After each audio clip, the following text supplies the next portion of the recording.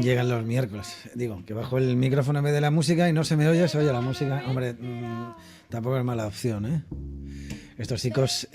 hola Dani, ahora sí, te hablo. ¿Cómo estás? Bienvenido. Buenas tardes, bien. Recibimos a nuestro abogado de cabecera, sí, con un poquito de jazz. Pues nada, hemos estado unos días hablando de esa reforma del Código Penal. Yo creo que desgranado, nos hemos metido por todas las puertecitas que más nos afectan, ¿no? Porque esto... imagino que tiene mucho más. Ayer, además, escuchaba una polémica también con el tema, sobre todo, que era de los fiscales, ¿no? Hay una reforma ahí que se pretende. Sí, esa reforma es la de la ley de enjuiciamiento criminal, que ahora, según parece, el gobierno dice que el problema es que los procedimientos tardan mucho tiempo en instruirse. Claro. Como si fuera problema de los jueces y de los medios materiales que tienen. Sí. Entonces le están obligando, digamos, a que se instruya más rápido. Pero es que los jueces y los fiscales dicen que con los medios que tienen, poco pueden hacer, claro. A ver. Escuchaba el dato, no lo recuerdo, pero era muchísimo, era altísimo el de casos pendientes, me parecía una barbaridad, ¿no? O sea, 400.000 o algo así, a lo mejor. Claro, hay muchísimos casos pendientes. Además, tú piensas que todas las instrucciones estas de casos famosos por corrupción son meses y meses y meses. Y la mayoría de ellas caen a juzgados pequeños, normales, que acaban totalmente saturados con esos temas. Claro, yo además contaba que en casos como los de en otros que también estamos conociendo, de Caja Madrid, o otros que tienen que ver un poco como corrupción, claro, la estrategia un poco de la defensa es presentar todos los días un recurso y otro, y otro, y otro, y otro, y otro. A ver si es que hay juzgados que no estaban preparados para ello. Por ejemplo, el famoso caso de los ERE se llevaba en un juzgado de lo penal de instrucción, creo que fue la instrucción, sí, de Sevilla. Claro, grandes casos de corrupción, por ejemplo, Bankia y demás, van a la Audiencia Nacional, que está mucho más preparada para ello. Esa era una de las novedades normativas que esperábamos los abogados, que todos los casos de corrupción gordos, digamos, fueran a la Audiencia Nacional, pero no se ha producido. Sí, porque además aquí lo notáis, ¿no? Enseguida, si en un juzgado, por ejemplo, como en Cáceres, entra un caso de este tipo gordo, prácticamente colapsa todo un juzgado. Claro, para juicios pequeños, ¿no? Que podáis llevar vosotros. Estamos hablando de instrucciones de miles y miles y miles de folios. Eso, un juzgado normal, con los trabajadores que tienen asignados normalmente, es imposible llevarlo adelante. Claro, colapsa y para todo lo que viene detrás, ¿no? Imagino que es un poco lo que pasa, ¿no? Efectivamente. Bueno, ¿de qué nos vas a hablar hoy? Pues mira, vamos a hacer un cambio de tercio total respecto a ese Código Penal. Vamos a hablar de divorcio, separación y nulidad, porque son tres figuras que muchas veces los clientes no conocen. Uh-huh. Pues mira, por ejemplo, a mí lo que me suele pasar habitualmente es que alguien viene al despacho diciéndome que se quiere separar o divorciar de su marido o mujer, pero la gente de la calle, como ya digo, desconoce habitualmente cuáles son las consecuencias legales que todo ello conlleva. También hay una tercera figura, que es la nulidad, tanto civil como eclesiástica, uh-huh, que esta sí cada vez es más desconocida todavía. Es decir, la gente lo que sabe es que no quieren seguir viviendo con su pareja, que quieren que sus hijos estén bien mantenidos, pero no saben exactamente cuál es la figura legal y qué tienen que hacer para que todo eso se produzca. Por tanto, como digo, voy a explicar las diferencias entre las tres. Bueno, pues empezamos por la separación, si te parece. Muy bien, pues mira, la separación hay que tener primero claro que puede ser de dos tipos. Una primera es la denominada separación de hecho, que se da cuando los cónyuges dejan de vivir juntos, es decir, cuando uno de ellos directamente se va de casa, pero en ningún momento interviene un juez ahí, simplemente abandona el domicilio conyugal y se acabó. En la mayoría de los casos que llegan a mi despacho, esa convivencia que decimos ya ha cesado. Es decir, las parejas habitualmente suelen estar separadas de hecho uh-huh, antes de querer dar ese paso. Mientras que los que viven juntos todavía en ese momento, pues lo suelen hacer con la relación totalmente rota. Lo cual, lógicamente, no es nada recomendable, puesto que pueden surgir más conflictos entre los cónyuges, la situación puede ir a más. De hecho, la mayoría de los clientes que pasan por el despacho y que siguen viviendo juntos, pues diría que en la mayor parte de los casos lo hacen porque la vivienda es el único activo que tienen y no tienen ningún otro sitio en el que irse a vivir. Eso es separación. ¿Y existe esa separación legal? ¿En qué consiste? Efectivamente, la separación legal o judicial implica el cese legal, digamos, repetimos, legal de la vida en común del matrimonio acordada por un juez. Es decir, se da cuando los casados dejan de vivir juntos y el juez así lo dice mediante una resolución. En esa resolución también se establecen las consecuencias que todo ello conlleva para los hijos de la pareja. Es decir, con quién van a vivir, qué horario de visitas tienen y también para las cosas comunes que tiene la pareja, es decir, quién se queda con cada cosa. Por tanto, se puede decir que se dicta una resolución judicial que pone de manifiesto que los cónyuges no están viviendo juntos y se recogen todas las medidas correspondientes para regular tanto las relaciones entre ellos como con sus hijos. Todas estas relaciones las detallaremos ya en próximos programas. Hay que dejar claro que la separación, tanto legal como de hecho, no implica en ningún caso la ruptura del matrimonio. Es decir, respondes a una pregunta que me hacía. El vínculo matrimonial sigue existiendo, la pareja sigue casada, ¿de acuerdo? Por lo que obviamente, si solamente te separas, ninguno de los dos cónyuges puede volver a casarse. Esto es separación. ¿Y divorcio?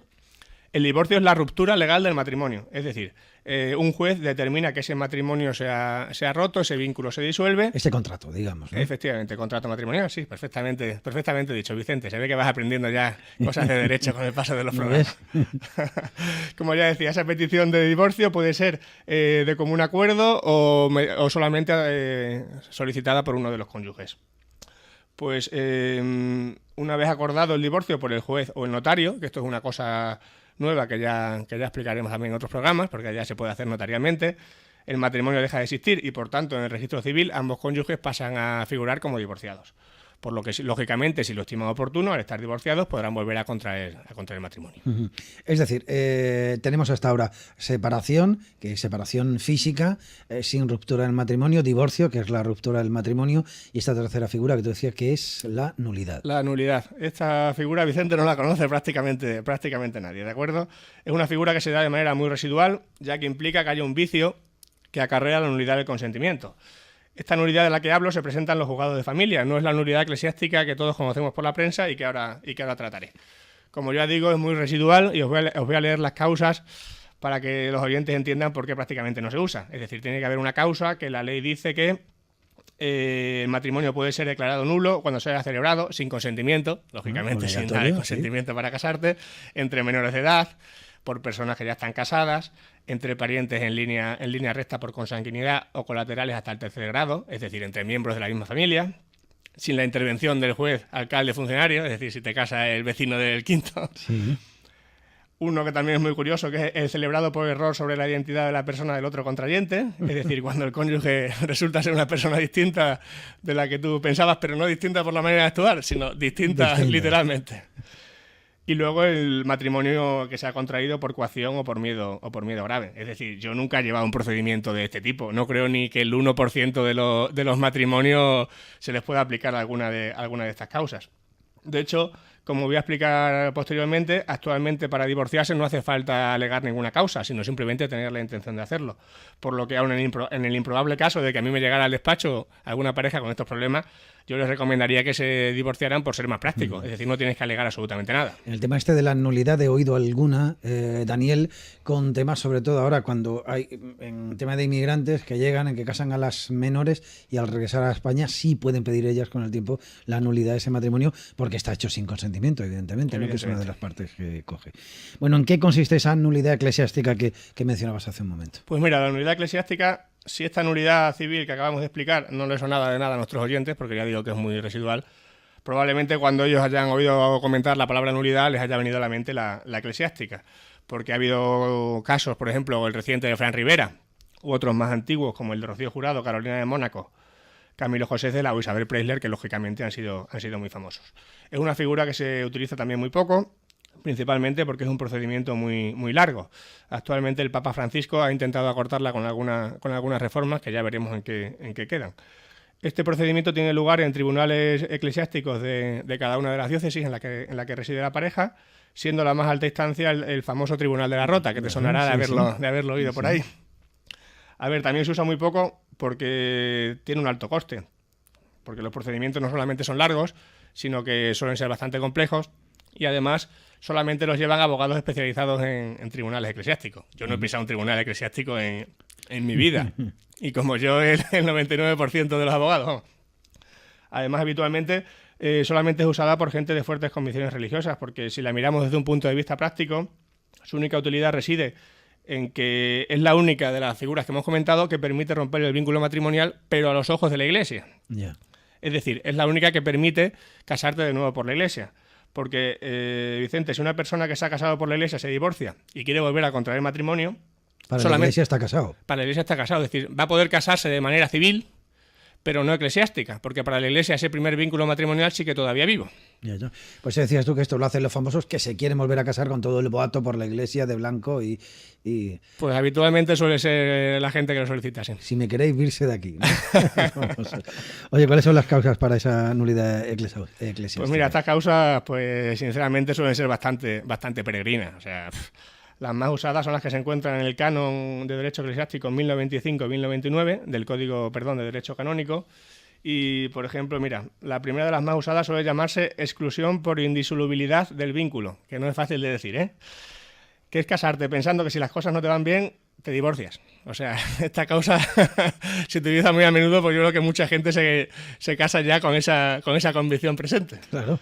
O, por ejemplo, la incapacidad para asumir las obligaciones del vínculo. Es decir, la Iglesia exige que para que el consentimiento dado el día de la boda sea válido, exige que tu voluntad esté perfectamente formada.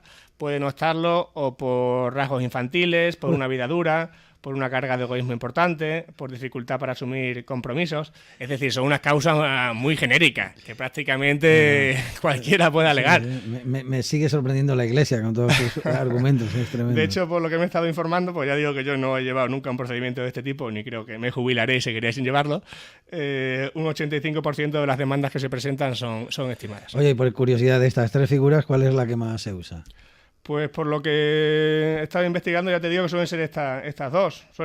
Por lo que me he informado, se suelen alegar varias a ver si alguna prospera. Porque, como ya digo, son unas causas tan sumamente abiertas y que admiten tantas interpretaciones que, por lo que tengo entendido, no se limitan solamente a alegar una. Ajá. A ver, ¿la gente se divorcia más, se separa más o tiene nulidad eclesiástica o tiene más nulidades?